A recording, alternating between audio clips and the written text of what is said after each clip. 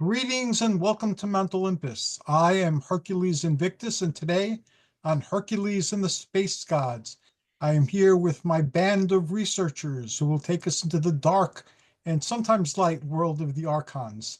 We have with us Tim Swartz, the one, the only. Hi, We Hercules. Thanks for having me on today. have Paul Dale Roberts. Hey, Hercules. Nice to be here. Nice to have you here. We have Mark Brinkerhoff and maybe Phyllis. It's just nice. We have Sedna of Kemet. Hello, all. And we have Michael Duncan and maybe Diane. Yes, Diane's with me. Thank you, Hercules, and hello, everyone. Hello, how are you? Great, thanks. As we normally do with Tim Swartz. And Tim Swartz will give us an overview of the Archons. Okay, well, thank you, Hercules, and it's always a pleasure being with you all on these Sunday meetings. And I'm going to give a little bit of an overview on the Archons and the mythology surrounding them, and possibly where these originated from. Now, I think that a lot of people, if they're familiar with the Gnostic Gospels, this was probably their first introduction to words like the Demiurge and Sophia and the Archons. But if you look back into the past, even further back, because the Gnostic Gospels arose in the 1st and 2nd century Common Era, and was considered probably one of the the first schisms of Christianity. Some people may have, a lot of people are of the opinion that Gnosticism was a heresy of Christianity. But, this was a time when you had a lot of different ideas and a lot of writings taking place and spreading all across the known world at the time. But with the Archons, if you can go back as far as ancient Mesopotamia and find descriptions that sound suspiciously like the Archons and other ideas that were taken on by the Gnostic Christians. Again, like I said, around the 1st century. But with the Gnostic Gospels, they presented a rather unique idea that the God of the Old Testament, Yahweh, Jehovah, the bearded guy in the sky that persists even today with us, was not the ultimate creator of the universe. Instead, it was referred to as the Demiurge, which was the creator of the material world with the earth, and that it was. Some have actually referred to it as like the insane god, definitely the jealous god, and the Archons were really almost like its angels. They were associated at the time with what was called the 7 planets. And that's come down to us today as the 7 astral planes of reality. And in fact, the Gnostic Christians believed that when you died, you had to pass through these 7 different levels, and each one of the Archons would present a question to you. And if you weren't Gnostic enough, you would fail and have to go back to the material plane. And that's one of the main tenets, is that they were the governing force of the material world. And according to the Gnostic Gospels, the material world was evil. All right. You wanted to find the quickest way possible, short of suicide, to get away from the material world and out into the cosmic in order to align yourself with the ultimate source of creation, and definitely not the demiurge. So some people think, in fact, that our later mythologies of the fallen angels were based on the Archons. The Archons were the guys who basically did all of the bad things. They were the hitmen, so to speak, of the cosmic forces that were there to keep us down, to keep us in material reality, and to never ascend any higher than the material world, than reality.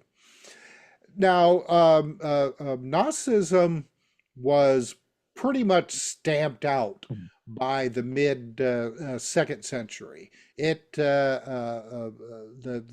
church took a dim view of Gnosticism and really took it away. And it really, if it wasn't for the writings and scrolls that were found in Nag, and I'm not going to pronounce this right, Nag Hammadi, I think is the term, we wouldn't know anything about the Gnostic Gospels except for just a few writings, generally negative, that was written down by the church about this heresy. And if you're interested in a good book about this, I don't know if this is going to show up or not. Probably there it is. The Gnostic Gospels, excellent book by Elaine Pagels, I think, or Pagels is how you pronounce it. And, you know, it's an excellent book.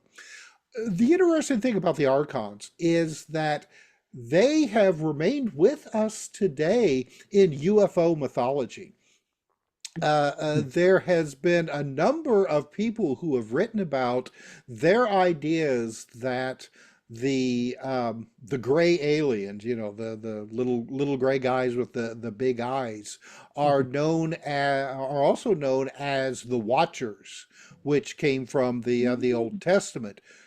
Taking that a little further, the Watchers supposedly were the Archon, and that this whole aspect of the UFO mythology, the little grays, that they are not here to help us, kind of like the Space Brothers supposedly, you know, were, that the grays are part of this attempt to keep us down from truly understanding that we are co-creators with that ultimate creator of the universe, not the demiurge, but the ultimate creator of the universe. And that different aspects of the UFO phenomena, the negative ones, are this continued effort by these ancient deities, gods, however you'd want to call them, to keep us in our place.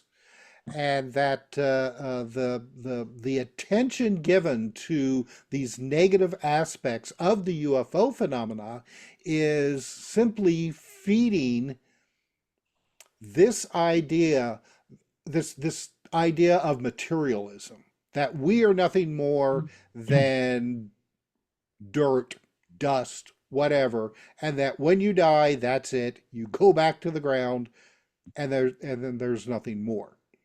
When instead, there are aspects of the UFO phenomena that teach that there is a lighter side, you know, the good, the positive of this, but we have to avoid the Archons, the Watchers, and look beyond that material aspect, the materialism aspect of our lives. We're more than just our brains. There is another part of us that connects with the universe, but the Archons, the demiurge, the jealous God, wants us to avoid that, not to see it, to keep us blind. And Hercules, I think my time is getting close to running out here, so I'm going to finish up with that. And hopefully, if there's some points that I missed in this presentation, that our other wonderful guests will be able to fill everybody in on that. Thank you very much, Tim. I'm going to add that Archon, like Angel, which we've talked about, and Daemon, meant something else originally. They didn't mean the same thing that we believe them to mean now. And just like Daemon means that something or someone in between, rather than being rooted in one place. And angel or angelos or malak in the Hebrew, that just means a messenger. It could be a terrestrial messenger as well as a supernatural messenger. And archon just means a boss. So Right. local leader was the archondas. It's still the same in modern Greek. And archon implies somebody who comes above the rest. So it's interesting to see how our concepts have changed and these words have changed over the years. But that was an excellent introduction. Thank you so very much. Yeah, I wanted to also add to that our modern word archive stems from the Yes. very same source as archons, like you just said. So thanks, Hercules. And now we'll go to Paul, who will take us further into the labyrinth. The subject of archons is just fascinating. And it takes me back to one of my original cases in which a family was tormented by a demon. And I'll tell you how it led on to an archon. This family was very religious. They would promote their church around the neighborhood and everything else. They were always trying to get people to go to their church. And all of a sudden, they started having haunting activities at the house. There was knockings on the walls and all types of stuff. When things got intense was when the wife, she heard her husband on the phone talking to another woman. And she comes down the stairs and he's dead asleep. But she thinks he's faking it, and she slaps him a couple times. And he says, "Hey, why are you slapping me? I was sleeping. What's going on here?" And she says, "You were talking to another woman." He goes, "No, I wasn't." And that was when they realized they had a problem, that the house was haunted, and this demon was actually mimicking her husband talking to a woman. And that's where, you have the archons that are saying that they're deceivers. Well, this is a demon that was very much a deceiver. So she called us. We came down to do the investigation. And one of the investigators had a spirit box. And a spirit box actually kind of grabs different radio waves and makes out certain words. And one of the things that he asked the demon was, "Who are you? What are you?" And it said, "Archon." So was it really, that case was always very fascinated with, I was very fascinated with it, because was it actually an Archon trying to disrupt that family? And Archons, I mean, in India, they're known as jinn, and Christians know them as demons. So, and they're here to like manipulate mankind. They want to keep us ignorant. They want to bring us down, like Tim was talking about. They want to keep us down. They don't want us to grow and become something better. They distort reality. They govern the material world. They're our jailers, and they want to keep us in spiritual blindness. And I believe that, well, I do a lot of demon cases, and I believe a lot of the demon cases, the real ones, where it's not just a mental issue, are something with the archons. The archons are demons. And that's basically my experience with the archon phenomenon. Thank you. So that takes us in that direction with the demons. If he was saying he was an Archon and demons are known to speak all languages, he might have been just telling you he's the boss.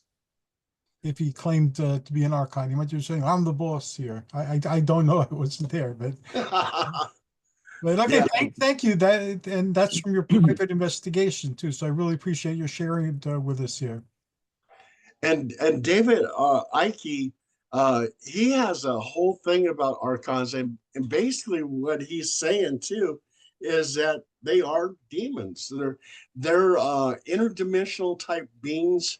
I don't believe they're extraterrestrial unless you're talking about like fallen angels that come from heavens to earth. They weren't born on this earth, so they're not terrestrial. So they either came from another dimension or they came from another planet. So it's very interesting. But they do seem like they want to keep us down. That was very much the Gnostic, both the pre-Christian Gnostics and the Christian Gnostics. That was very much their point of view. The Neoplatonists did not see the world, for instance, as a evil place. They saw it as a wonderful place, and they saw the co-creator gods as beneficial. So even though they were still archons, they weren't bad. The evil connotations for archon, just like the evil connotations for the word demon, weren't there in some of the ancient writings. But both of you have pointed out that the mythology is very interesting. There was a hodgepodge of ancient Near Eastern, biblical, Greek, Egyptian. There were like with Sophia, for instance, that means wisdom in Greek, and she was flying around throughout the cosmos of the Gnostic archons and performing miracles or being thwarted from performing miracles and so forth. So it's fascinating. Now I'm going to go to Mark and Phyllis next. Now, Mark, in your experiences, the creator is still very much alive and well, and Sananda is very much alive and well and interactive with humanity. So I imagine that they're not evil forces seeking to mislead us in your experience. In my experience, I guess you'd say, where I come from, I'm not located to this planet and this dense reality that we're in, the physical, spiritual reality, if you want to call it. But this is the densest form of the physical densities. And these beings, we're calling archons, demons, whatever you want to call them, they have many names. They're located on the first plane, like we're on right now, this dense level. They're not located in the heaven levels, the high heavens.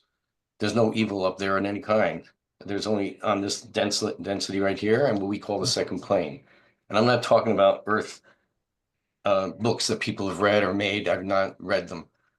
I'm talking about from where I've come from. I come from a high plane called 12th plane and beyond. We don't have evil up there. And I came in to try to bring some information to people to help them locate and understand who the creator is in their heart as well. So it's how we see them and what we feel and what we're focused to.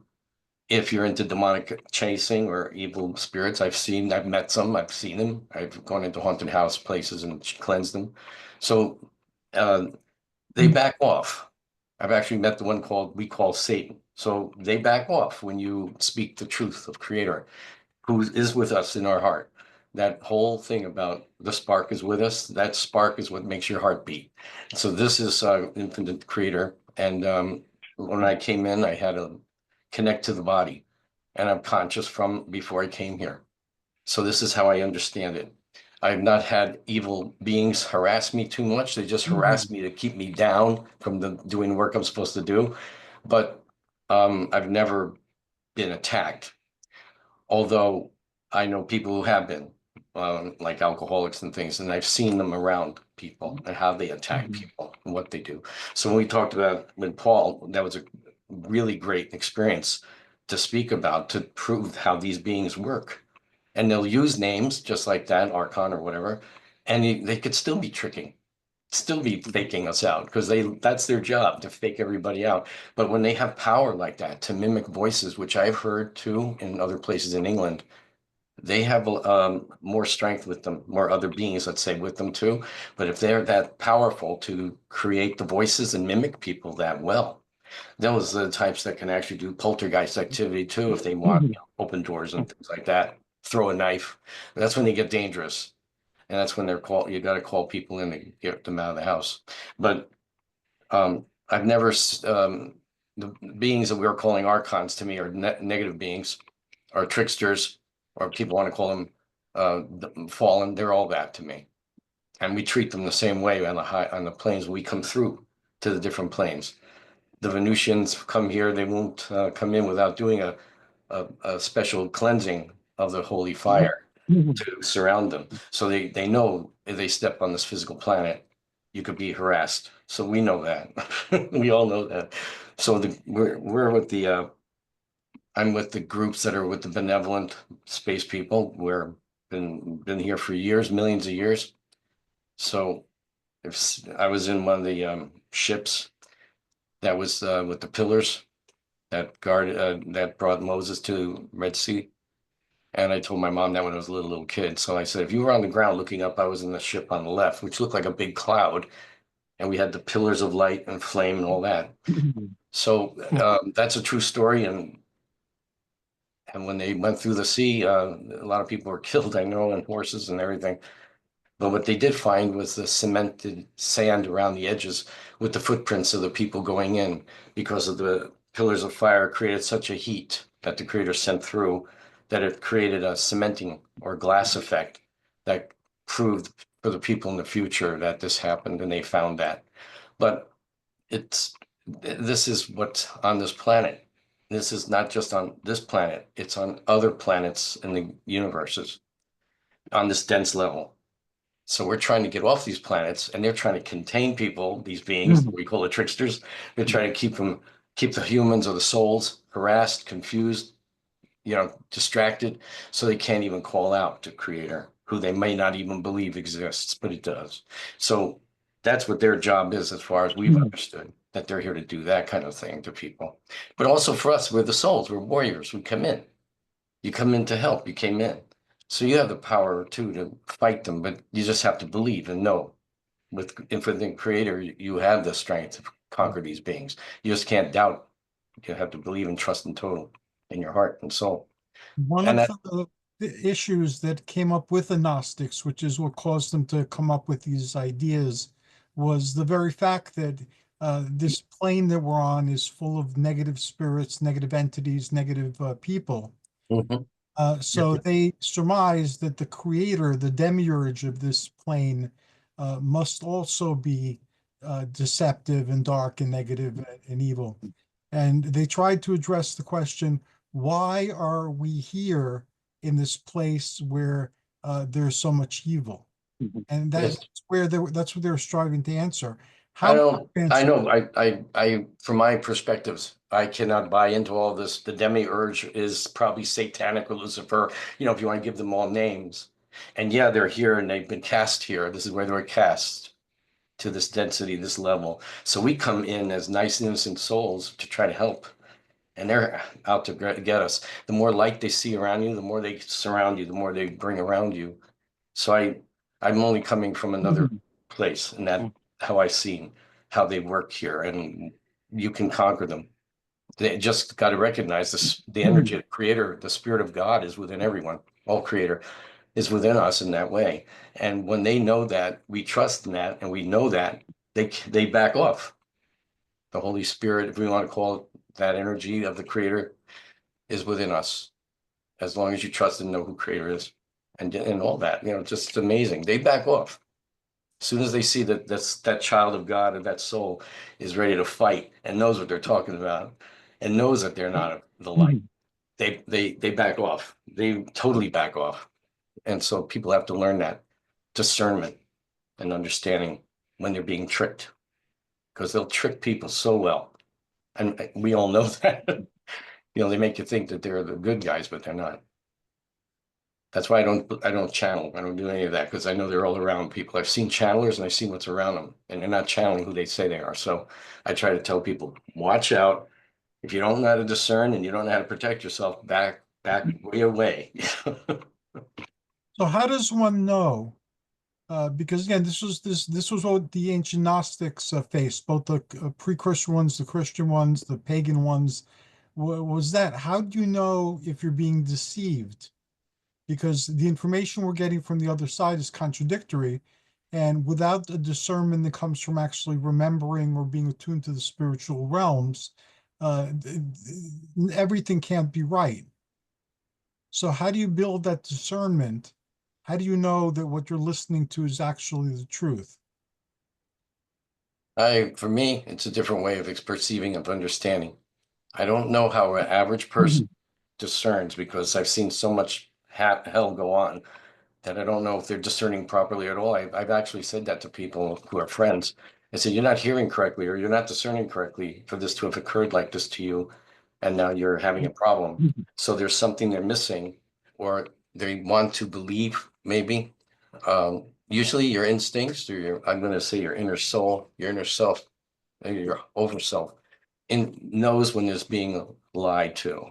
And we know, I've worked with reverse speech. That's a whole different thing. I've studied it forever, a long time.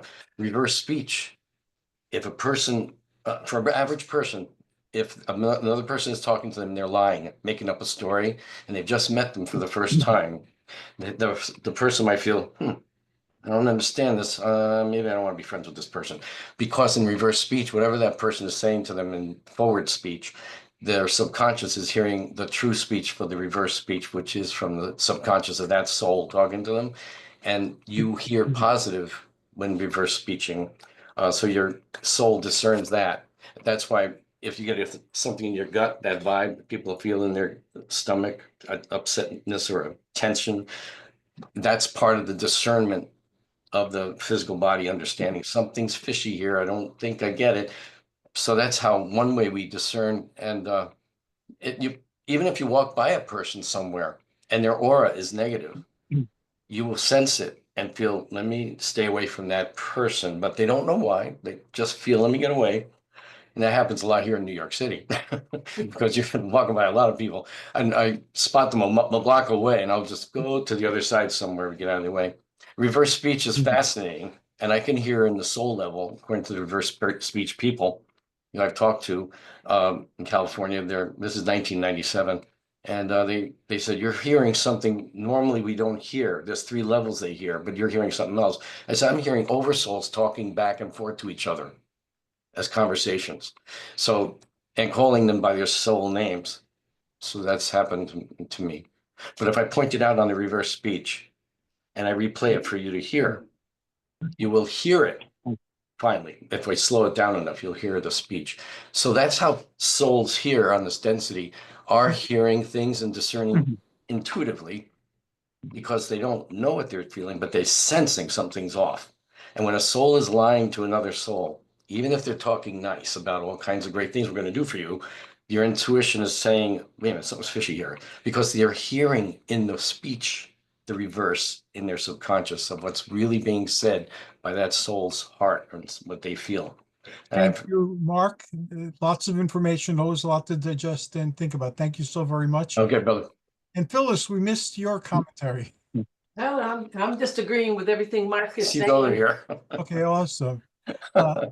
We're going to go next to Seddon of Kemet. The Archons in the Middle Eastern, Near Eastern literature, we have a sharper image of them. And in quote unquote pagan religions, the old religions, the mythic religions, the gods did have a administrative function. So they would be technically Archons. They also have the system of the 7 planets, which, as Tim pointed out, is related to the Archons, and so forth. How were they viewed in ancient Egypt, these governing spirits? They're called nomarchs, and they have an earthly, I guess, co-agent, or what would you call it? An earthly counterpart, which would be a mayor or a governor of a particular province. Well, the nomarchs in the astral plane are the same way, and they're also governing an area called the Arites, which are the night and day energies. They are a lesser being, like I guess in Greece you'd call them demigods or demigoddesses, and they answer to first Osiris, the Lord of the underworld, the Lord of the after. I don't like that term. I call him the Lord of the afterworld, not underworld. That's a Greek thing. They, because where they are is beautiful, a beautiful place. Everything's a Greek thing from a Greek's point of view, but thank From you. your big fat Greek wedding on. Yes, I know. There's always a Greek word for it. In any case, we have one light source, and its name is Kansu or Kemsu, or you can also call him Atum. It is a being that is no description in human language at all. It's beyond the beyond. Um, it's not male, it's not female, it's all things. And we believe that all of the energies in the universe answer to this energy that is positive. And in the Arites are questioners. They're they call the devil an adversary, I think, in the Bible, actually in the Talmud, the adversary, the questioner. Well, there are 12 Arites which actually will question your soul on negative things, trying to tempt you, trying to confuse you, to irritate you. And then there are light energy workers on the other side that will protect you and nurture you and give you knowledge and help you through your life, so that when you pass on into the next dimension, that you're going to be able to pass through more easily. I'm sure that this works with many other cultures too. I'm looking at it from the Kemetic or the Egyptian point of view, how we see things. And I say we because it's not changed. It hasn't changed in thousands and thousands of years. Um, People have moved on to different traditions as well. Unfortunately for me, I don't want to go any further than the Nile. It's where I belong and my energies resonate. So I say things from that point of view with pride, actually. I know where my soul began, where its path energy began. And so that's what I try to help people with from my point of view. And as far as ghosts and things, I grew up with a young man. His name was Frank Cohen. He died about 12 years before my parents bought the house we lived in. And he was frankly a pain in the neck. He was a very precocious child until we did something called the necromancy of intelligence. And his grandmother yelled, Frankie, and I heard Grammy, and there was a huge white light, and he vanished. So I saw that energy. He was not evil or anything. He was just mischievous. He was a little boy, and I came to understand that because I was a little boy. And when I became an older teenager, we learned through the group I worked with how to make him go home, and he did. And so that was a wonderful way to, see where things were. It was also the beginning of my own abilities as a psychic and a medium, because when you experience that as a child and you're learning how to deal with that kind of energy, um, you're able to help other people that way. And I've been doing it all my life, and I've been around a long time now. So I can say I do know not how to battle with those things, but how to understand them, and how to teach other people how to deal with them in a positive way, not to have them fight with it or argue with it or feel or fear it. Those energies are there. They're like us. They're just, part of another dimension at this moment in time. And so that's something we have to understand. A lot of people these days don't understand religious things. They're too busy with their noses in their phones or in their laptops or things. They're not seeing the world in the dimensions that it's in. And it's not just the physical plane. Mark will attest to that. There are so many other planes that we are involved in that we need to, know more about. And so that's part of my job as a high priest, a medium, and a psychic, to make people see, that we're not alone in the universe and that we didn't create this universe, that we're part of a much larger community, which is infinite as far as I'm concerned. Hey, thank you so very much, Setna. As always, you've added an extra ancient dimension to the topic that we're looking at. As an ancient dimension myself, thank you. I count myself in that number. I'm an ancient as well. And last but certainly not least, we're going to go to Michael and Diane Duncan. I want to welcome them back. They once were very much a part of these shows, and now they've come back, and hopefully they'll be contributing whenever they're free. Greetings and welcome, Michael and Diane. Well, hi there, Hercules.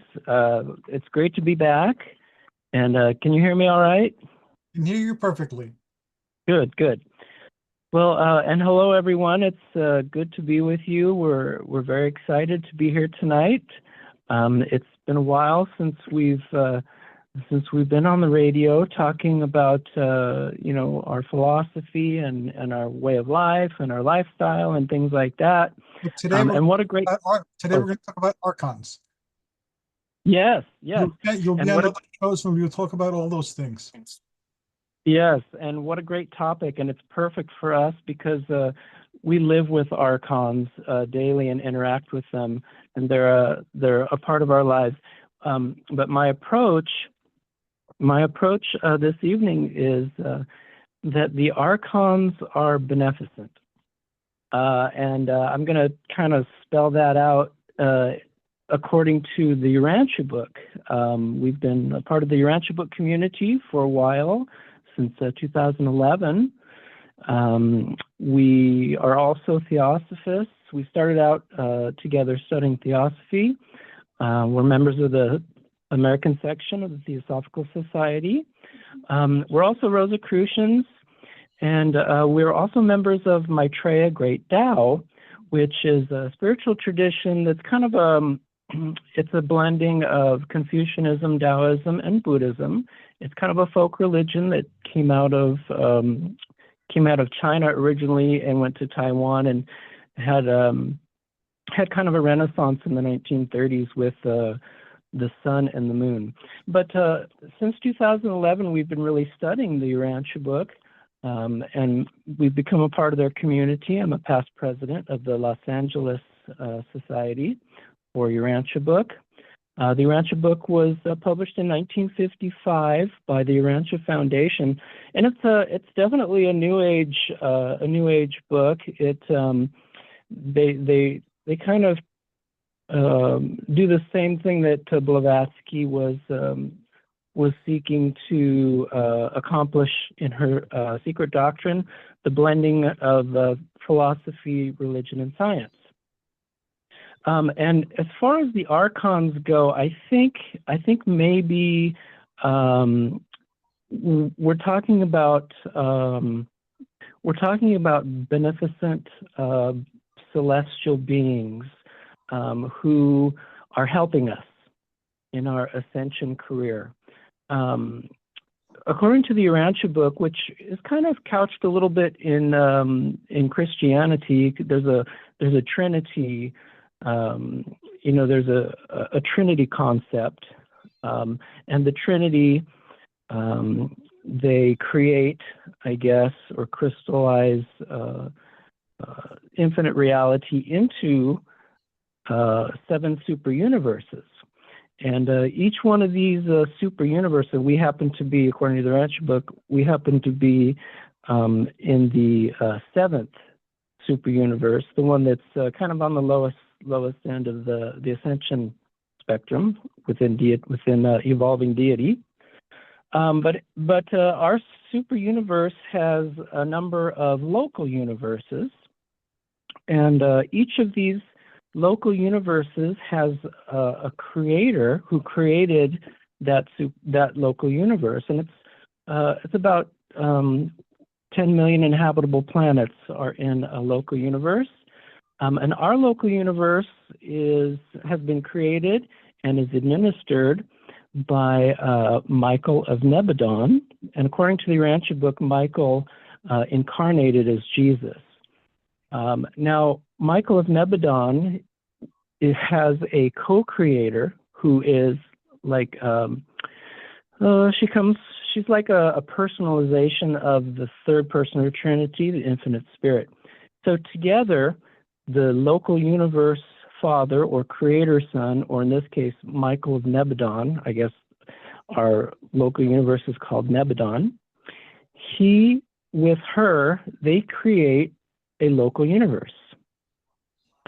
And after they create a local universe, they create their first offspring, so to speak, is a being who is kind of like the executive director of the 10 million inhabitable planets in the local universe.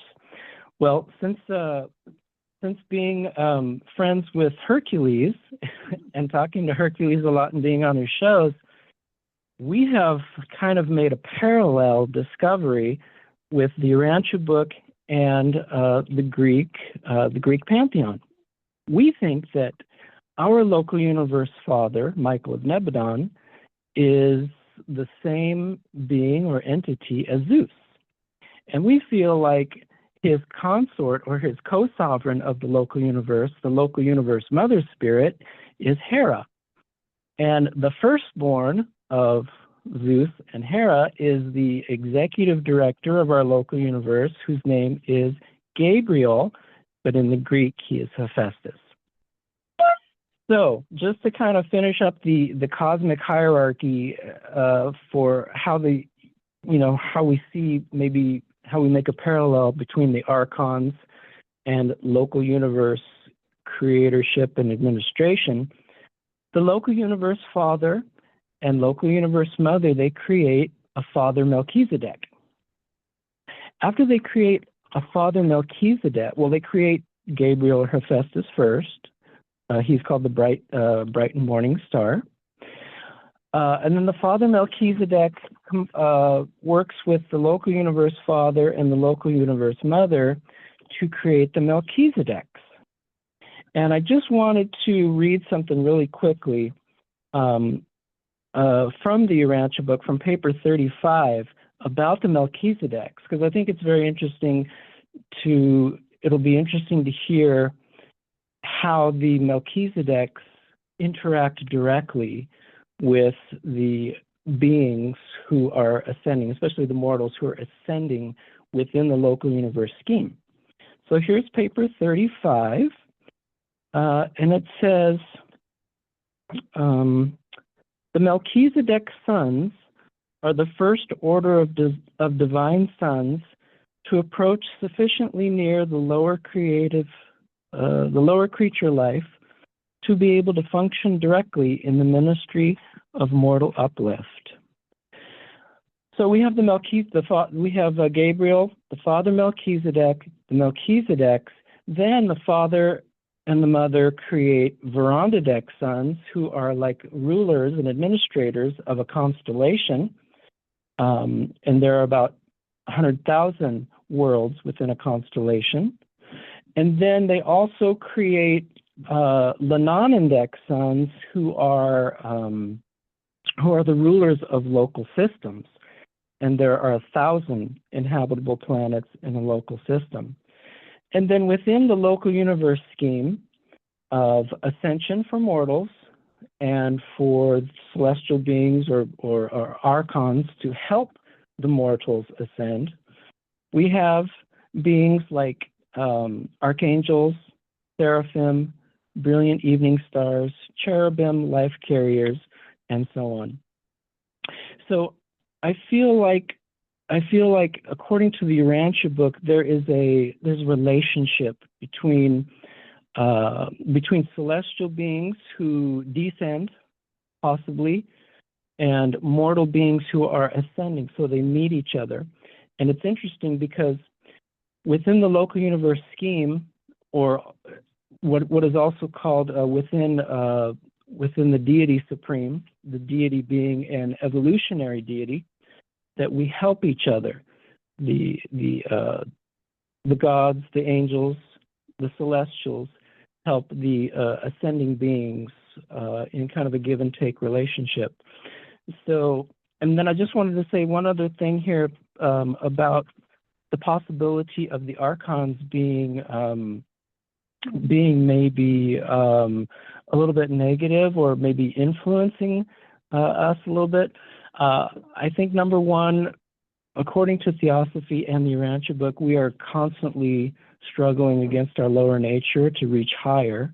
So there could be that. But we also have studied Swedenborg in the past, Swedenborg. And of course, Swedenborg says that the celestial hierarchy or celestial administration or cosmic administration keep hell and heaven balanced in order to keep us in freedom. And that freedom is that we have the choice to either love the things of hell or love the things of heaven. And do you think I could give Diane a couple minutes here, Hercules? She wants to Yes. say something. Thank you so Okay. much, Michael. Yeah, let's give that a couple minutes, then we'll start wrapping up with how everyone can be contacted and what's new and exciting on the horizon. Hi, Diane. Yes.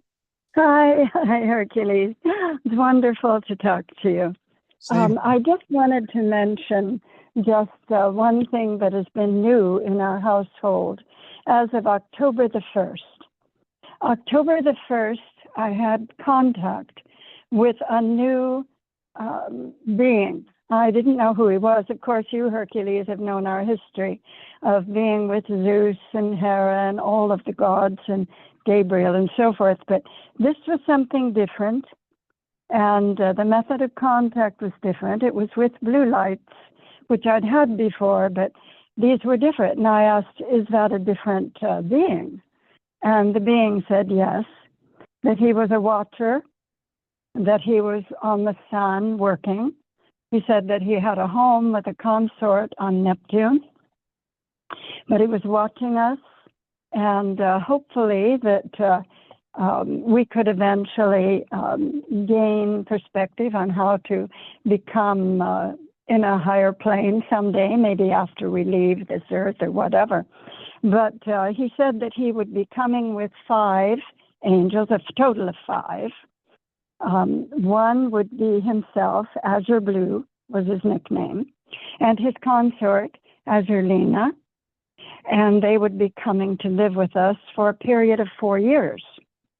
He would also be bringing another angel that he called Kaiser, and he came on December 3rd with Lila, his consort, and she was in a Blue Ridge mountain area.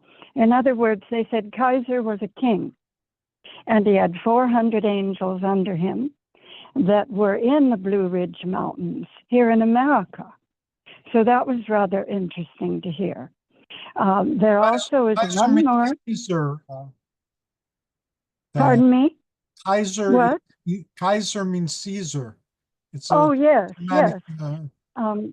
Actually, Zeus, he wanted us to call him a personal name of Caesar when we first contacted him back in 2013. So, yes, I do understand that. So this has been something that is altogether different. There is a 5th angel living with us also, whose name is Blazing. And he actually spoke to me. He said, his name is Blazing. I asked the 5th angel. And Michael, my Michael, is to help him.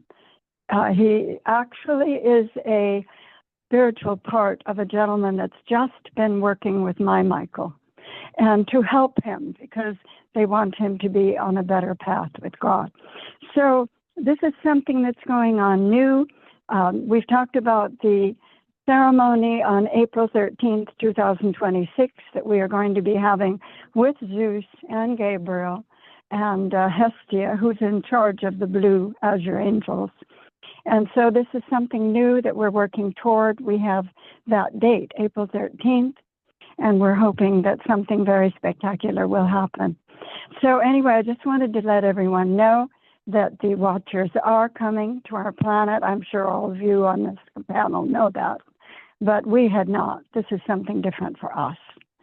So just to wish you well, and we'll see what happens in the future. And thank you for letting me speak tonight. Thank you, Thank Diane. I might have mentioned to you and Michael, I don't recall in our recent conversation, the color blue and blue light and blue beings have been popping up throughout my universe.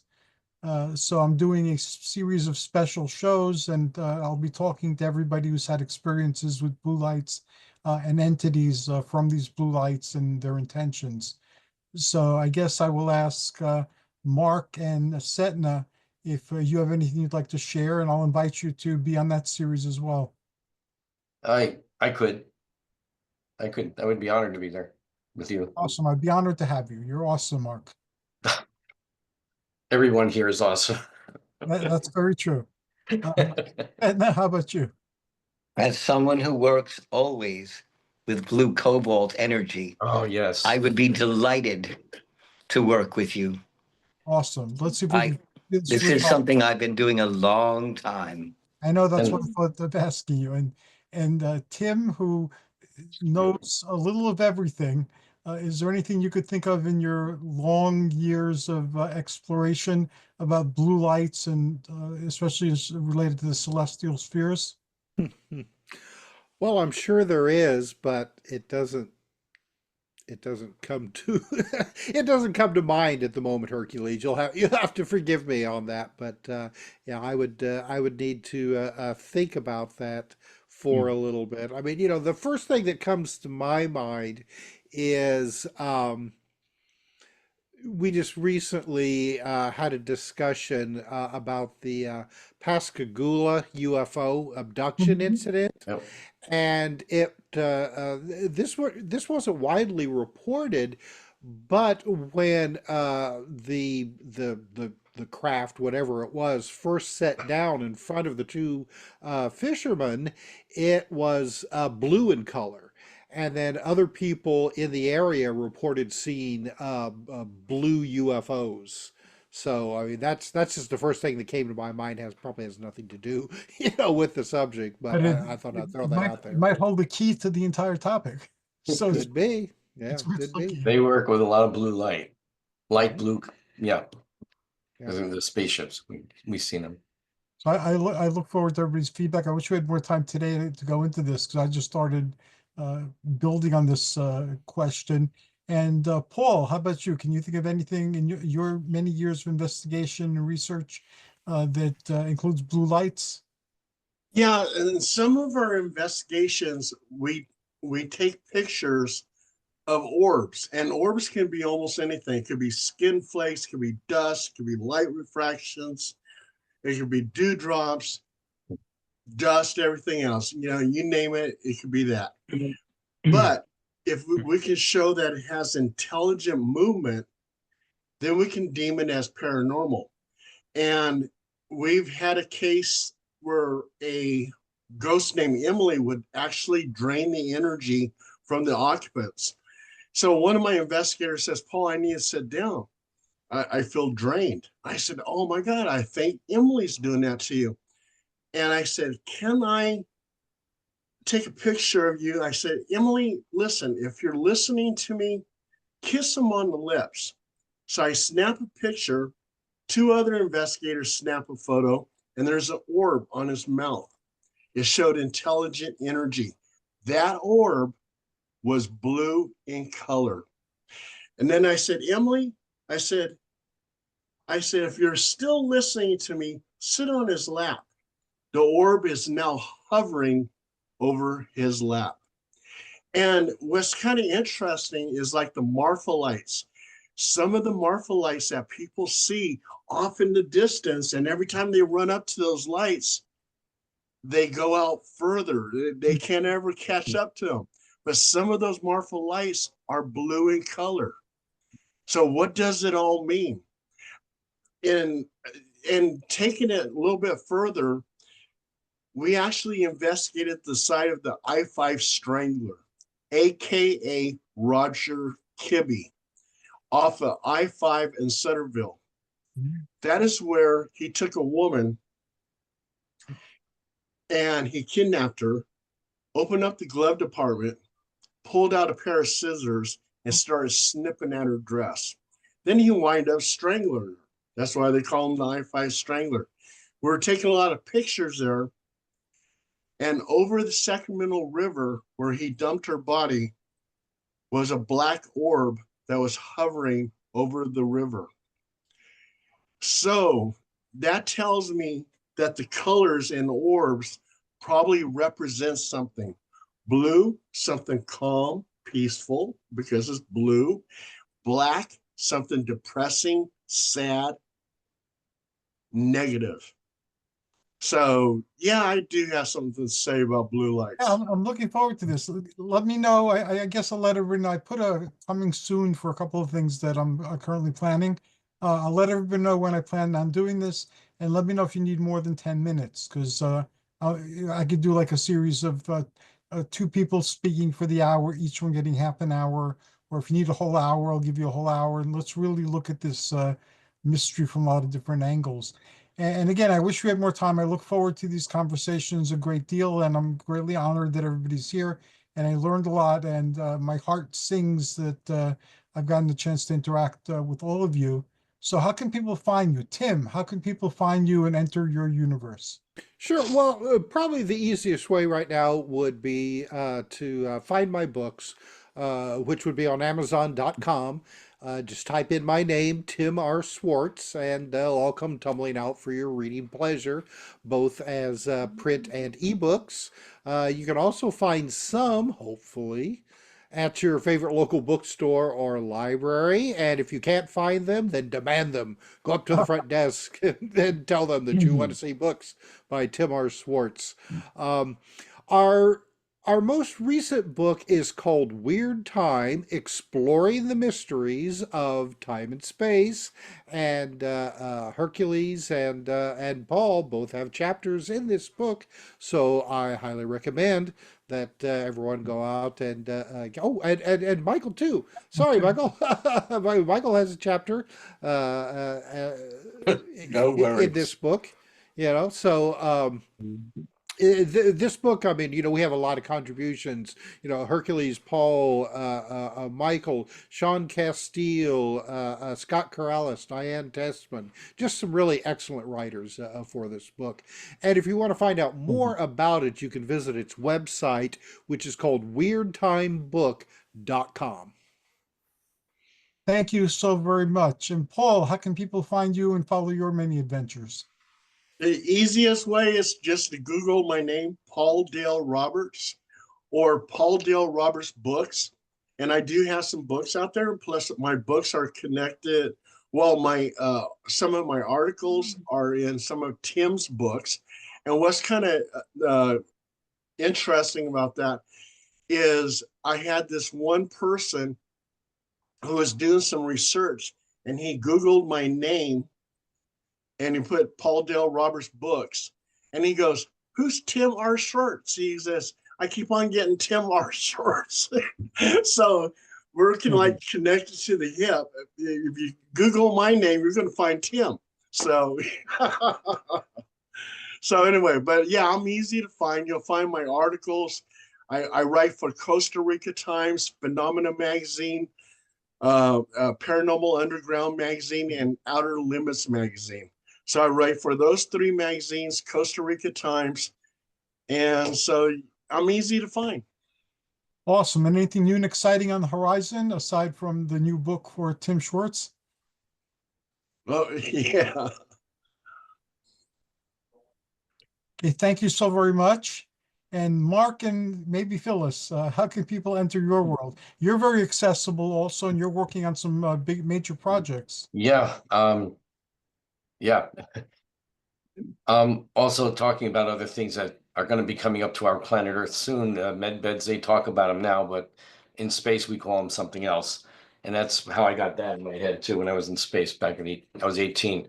So we have this new technology that's been released to come to planet Earth, brought in by some of the space people that we know. But I'll get into things like that. That's coming for the future. So you can find us on intergalacticmission.com. That's our main website. etuniversalzone.com. And Facebook is Mark Brinkerhoff. And also YouTube's is Mark Brinkerhoff. We have channels. So if you go to the website, you'll find the channel links. And you're also working on releasing a few books. Do you care to share information on that, or is it too soon? Oh yeah, we have a few. Again, stress on this planet, but we have messages from Sananda we're going to be putting out first. We'll have some of the universal symbols there from the high ships that I brought in. I was allowed to bring back. Also, we have a nature spirit book we're working on, and I got drawings and we got photographs, and we have other books, but we've pushed them back for now. These are the first two we want to get out. They're not like biographies or anything, but I'll talk about things that have happened in our nature spirit book. It's constantly happening here, constantly. It's something. You know what they're doing now? We have lights on the little plants, those little battery operated lights you have to click switches on. Right. They're putting them on when we're not around. You come home and they're on. And then one time we were doing something else. So he said, well, I gotta go put the lights off. I come back in, all the lights are off. They've put them off. So they have a way to play that game with us. Yeah, they do that, and they also hide things that are Oh, yeah. Oh, they won't hide anything. But if you have that problem, talk to them. They will look at things. So what you do is give them in their plants shiny pennies or shiny dimes, something that's really beautiful like that, or little fake little gems. I give them things like that, and you go back, they're gone. They're not in the plant anymore. They take them to their side. They take them over. But they will point out if things are missing. Like suppose your dog or a cat took something. Anybody has a dog or a cat likes to knock things around. The cats, what happened to us here too, one time Phyllis was missing her hairbrush, and I didn't know. So I went back in where our plants are, and one of the elves says, well, the kitten pushed it off of a fax, whatever the machine we have, a printer, and it fell down. So I had to get a flashlight and went looking in the dark corners, and there was the brush at the bottom. So they will help with that when you got something missing if they didn't take it. And I wish I could spin off into a story here, but we don't have time. Thank Why you. don't we do a show like that? That would be so much fun. Everybody loves nature spirits. Definitely do a show like that. That would be a lot of fun. Yeah, they're Letting up Kemet, who's now in Georgia, in Savannah, Georgia. How can people enter your universe? Very simple, either on Instagram or Facebook, Michael K. Waterman, or for the Tarot Temple, also again on either Facebook or Instagram. You can get me on my phone, 516-650-3691, or you can reach me in email if you wish, if that's your chosen way to do it, which is mkwaterman@icloud.com. There are other ways, but this is, I don't want to take any more time from anyone else. Well, thank you very much. And you're also working on Tim Schwartz's new book. Yes. Really looking forward to that book being published, Tim. And last but not least, the Duncans. How can people enter your universe? And you have a new and exciting thing in your world too. You have a book that you're working on that's coming out, and you have another book that is almost totally written. Yes. Hey, thanks, guys. It's really wonderful to be with you all tonight. And Diane really appreciates Hercules giving us the opportunity to talk about our new projects and things that are happening with us. It's interesting, she talked about some new friends that have been, coming to our home and living with us. We've had the gods in the past and who are still with us, but it's kind of a new phase for us, a new ministry with these angels that are coming to us, and plugging into a group of angels called the League of Azure Blue Angels. And the book that I'm writing right now is called The League of Azure Blue Angels, and it's kind of autobiographical in a way. It talks about my life and my journey on my way to angelhood. And of course, Diana's in there also. So it's probably, we're looking at about April or May for that to be published. And we thank Hercules for taking a look at it for us. We also have a YouTube channel. We have 130 videos on our YouTube channel. It's Michael and Diane with 2 N's, last name Duncan, Dunkin. And we have over 130 videos where we have celestial team meetings where we're talking to Lord Maitreya, we're talking to Zeus and Hera, and we're talking to a lot of other different celestials, and they talk back to us. And we also have some of our artwork and songs on our YouTube channel. But I have a music degree from UC Irvine, and I've been a music teacher and music director in churches and things. But I'm also a singer-songwriter. I have 5 albums and an EP, and you can find those on Amazon Music, iTunes, Spotify. You just search my name, Reverend Michael Duncan, and you will see those. But if you'd like to email us, it's michaelduncan1@hotmail.com. And Hercules, thank you so much again. It's a real pleasure to reconnect. And thank you for reconnecting. I've missed our conversations and I'm glad that they'll be continuing. And all of you, I wish you great success in all your endeavors. And I'm looking forward already to our next conversation. Thank All you, right, thank you, Hercules. Hercules. Thank you. Thank you, Hercules. Good night, God everyone. bless everyone. God Good bless you. night, all. Blessings. Good night.